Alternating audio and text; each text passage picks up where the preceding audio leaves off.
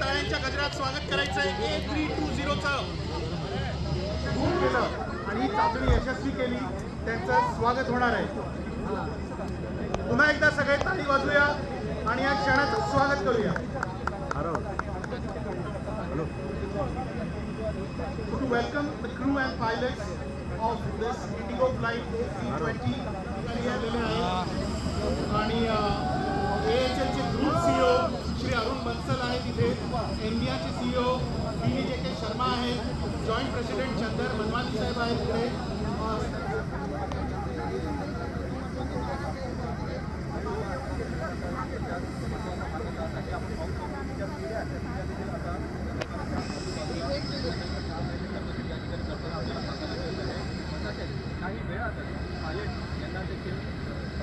ये देश के लिए बहुत हिस्टोरिक मोमेंट है बिकॉज नवी मुंबई एयरपोर्ट का डिस्कशन काफ़ी टाइम से चल रहा था. आज कमर्शियल फ़्लाइट लैंड होने से, कैलिब्रेशन फ़्लाइट लैंड होने से अभी हमारे पास सीधा बात है नवी मुंबई एयरपोर्ट जिसकी इवेंचुअल कैपेसिटी 90 मिलियन होगी कि पहला टर्मिनल का इनॉग्रेशन, कमर्शियल ऑपरेशन हम लोग इनॉग्रेट कर पाएंगे 17 अप्रैल के आसपास और मई से वी कैन स्टार्ट कमर्शियल ऑपरेशन. तो ये हिस्टोरिक है, not only for Navi Mumbai, it's for the entire aviation sector. तो जिस हिसाब से इंडिया में एविएशन सेक्टर का ग्रोथ पोटेंशियल है which is expected to grow 5 times, 5 गुना ग्रोथ होना है, वो ग्रोथ के लिए ऐसे नए greenfield airport are must in India. So we are on the right path to be one of the top 2 aviation market in the world. मतलब यदि आप देखोगे कि कहीं भी वर्ल्ड में जहाँ भी इंडस्ट्रियल ग्रोथ हुआ है, air connectivity, road connectivity are basic ingredients for industrial development of any country, any region. So by having an airport, this will create tens and thousands of jobs. So there will be cargo operations, there will be terminal operations, there will be F&B shop, there will be small industries which will come. So of course this will be very, very good for not only Navi Mumbai and but it will create jobs significant. Eventual capacity Navi Mumbai की होगी 90 million terminal, 90 million consumers. Phase 1 जो कि terminal 1 है उसकी capacity है 20 million. फिर धीरे धीरे अगले 10 साल में we will reach it to 90 million passenger होगा. 0.8 मिलियन मैट्रिक टन का कैपेसिटी है. इवेंचुअली जो 3 मिलियन तक जाएगा. बट डे 1 डोमेस्टिक और कार्गो शुरू होगा, इंटरनेशनल 3 महीने बाद. 2 रनवे होंगे. जैसे अभी आप कंपेयर करें छत्रपति शिवाजी से, छत्रपति शिवाजी में एक ही ऑपरेटिंग रनवे है, यहाँ पे 2 पैरेलल रनवे होंगे. 2 पैरेलल रनवे का मतलब होता है 2 प्लेन एक साथ टेक ऑफ और लैंडिंग कर सकते हैं. तो उससे कैपेसिटी यहाँ की डबल हो जाएगी करस्पॉन्डिंग मुंबई की. Working very very hard with our partners with CIDCO. There are start any airport in India, there are multiple stakeholders. You have DGCA, USCIS, immigration, customs. You know the rain in Mumbai was very heavy last year also, which created some certain delays. But we are on track now. As you see, runway is completely ready. Terminal is almost 80-85% ready. We are fairly confident that in next time we should be able to inaugurate. इसमें MOU sign नहीं होता है. Airport के साथ, airlines के साथ बात करके शेड्यूल तैयार होता है कि how many planes they will move. तो we are in discussion with them on all airlines are keen to move because Mumbai की जो रिक्वायरमेंट है वो जो एग्जिस्टिंग मुंबई एयरपोर्ट हैंडल कर सकता है उससे कहीं ज़्यादा है. अभी मुंबई में लिमिटेड है 50 मिलियन. आप देखो 10 साल पहले मुंबई और दिल्ली का जो कंपैरिजन था, मुंबई दिल्ली से आगे था. बट चूँकि कैपेसिटी नहीं है, वो पैसेंजर कहीं और मूव कर रहे हैं. बस नवी मुंबई चालू हो जाएगा तो 20 मिलियन तो कैपेसिटी, मतलब डिमांड है इंडिया मुंबई में. जैसे मैंने बोला मई सेकेंड हाफ से 17 अप्रैल को इनॉग्रेशन हुआ. उसके बाद 4 वीक लगता है सिक्योरिटी स्वीप करने में to get CISF to have full security. Then 4 week बाद उसको चालू होगा. लेकिन हमारे जितने ऐसे माइलस्टोन्स हैं उसमें एक इम्पॉर्टेंट माइलस्टोन है, अभी बहुत कुछ और भी करना है. इसके लिए क्या लोग 4 अगस्त 2021 को चेंज ऑफ मैनेजमेंट हो गया, हमने काम चालू किया.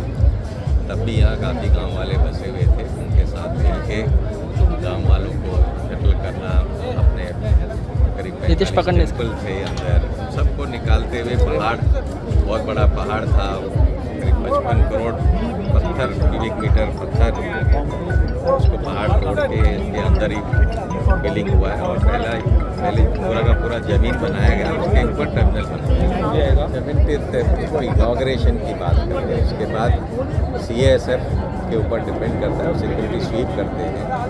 फिर हमें पासेस इशू करके और एक ट्रायल होता है, उसके बाद जाते हैं. तो 1 महीना लगता है करीब इनॉग्रेशन और चालू कर देंगे। सारे जो अपने मेजर एयरलाइंस हैं, आपको इंडिगो, एयर इंडिया, आकाशा, सब आने वाले हैं। बहुत ज़्यादा गेम चेंजर है, क्योंकि एक एयरपोर्ट की बहुत ज़रूरत थी और वो पूरा होते हुए अभी दिख रहा है, तो इससे पैसेंजर को सुविधा तो जरूर बढ़ेगी। नहीं, बड़ी आनंद की और खुशी की बात है, और हम आज इस दिन का इंतजार कई सदियों से कर रहे थे, जो आज पूरा हो रहा है सपना। पहले एयरफोर्स की फ्लाइट से टेस्ट लैंडिंग हुई, आज कमर्शियल फ्लाइट की लैंडिंग हो रही है, और 17 अप्रैल को ये एयरपोर्ट पब्लिक के लिए, डोमेस्टिक फ्लाइट्स के लिए खुला हो रहा है। तो इससे और स्थानिक लोक प्रतिनिधि के नाते और एक खुशी की बात है कि देश के यशस्वी प्रधानमंत्री, हमारे नेता सम्माननीय नरेंद्र जी मोदी साहब ने इसका भूमि पूजन किया था, और तभी राज्य के मुख्यमंत्री देवेंद्र जी थे।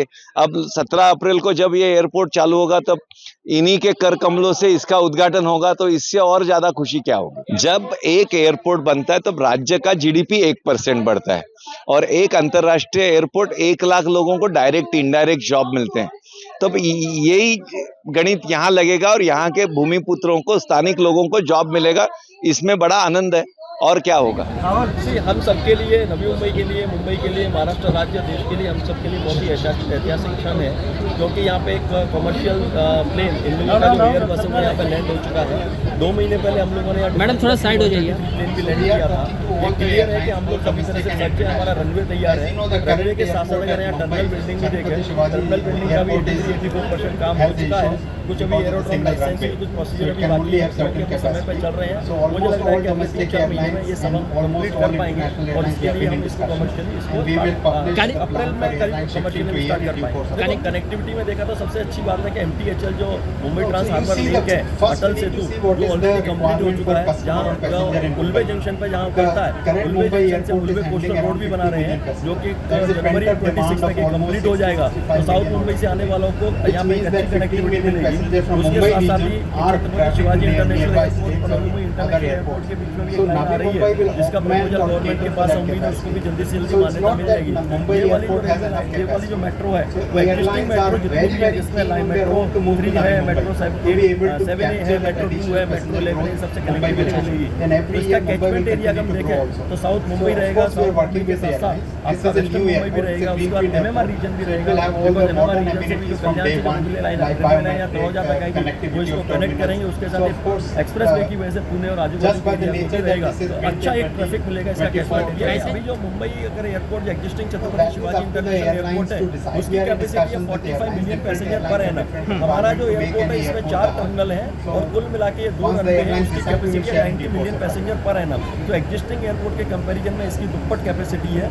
लेकिन टू बिगिन विद हम लोग अभी टर्मिनल 1 शुरू कर रहे हैं, जिसकी कैपेसिटी होगी 20 मिलियन पैसेंजर पर एनम, और 0.8 मिलियन मेट्रिक टन कार्गो की कैपेसिटी है। तो जैसे जैसे कैपेसिटी बढ़ेगी, वैसे वैसे हम टर्मिनल 2 को भी शुरू करेंगे, फिर 3 को भी शुरू करेंगे। और इसमें जो हम शुरू करने वाले हैं, उसमें सबसे पहले डोमेस्टिक पैसेंजर के लिए शुरू करेंगे, और उसके कुछ महीने बाद हम इंटरनेशनल पैसेंजर यहाँ पर ट्रैफिक शुरू करेंगे। बड़ी एक्टिविटी है। मैं अगर कहूँगा इंटरनेशनल एयरपोर्ट बनाना, शायद अगर कह सकते हैं कि देश की एक सबसे बड़ी एक्टिविटी में से इसको मान सकते हैं। इतना बड़ा एयरपोर्ट आएगा, इतनी एयरलाइंस आएंगी, होटल्स और रेस्टोरेंट्स आएंगे, उसके साथ साथ जब एम्प्लॉयमेंट होगा, उसके साथ कमर्शियल कॉम्प्लेक्सेस भी आएंगे, मॉल्स भी आएंगे, बाकी बहुत सारे ऑफिसेज आएंगे। जब इतनी सारी चीज़ें आएंगी तो डेफिनेटली एम्प्लॉयमेंट तो होगा ही होगा। तो ये एक सबसे अच्छी बात है कि एक एयरपोर्ट एक क्या होता है, एक एंकर डेवलपमेंट टाइप हो गया, जिसकी वजह से बाकी सारी उसकी वजह से एम्प्लॉयमेंट तो डेफिनेटली बहुत अच्छा तमाम टेक्निक। देखो अभी हमने पूरा मिनट टू मिनट और लाइक डे वाइज हमने पूरा की पूरा प्रोग्राम बनाया, जिसमें कि हमको थोड़ा प्रोसीजरली अभी कुछ चीज़ें लेनी है, एरोड्रोम लाइसेंसेज वगैरह। तो अपना टेंटेटिव है कि 17 अप्रैल तक हम लोग सारी चीज़ें पूरा कर पाएंगे। ये ऑलरेडी इन लोगों ने बात किया हुआ है, एयर इंडिया से भी बात किया हुआ है, इंडिगो से भी बात किया है। ऐसा उम्मीद है शुरू में करीब 180 फ्लाइट के करीब हम शुरू कर पाएंगे।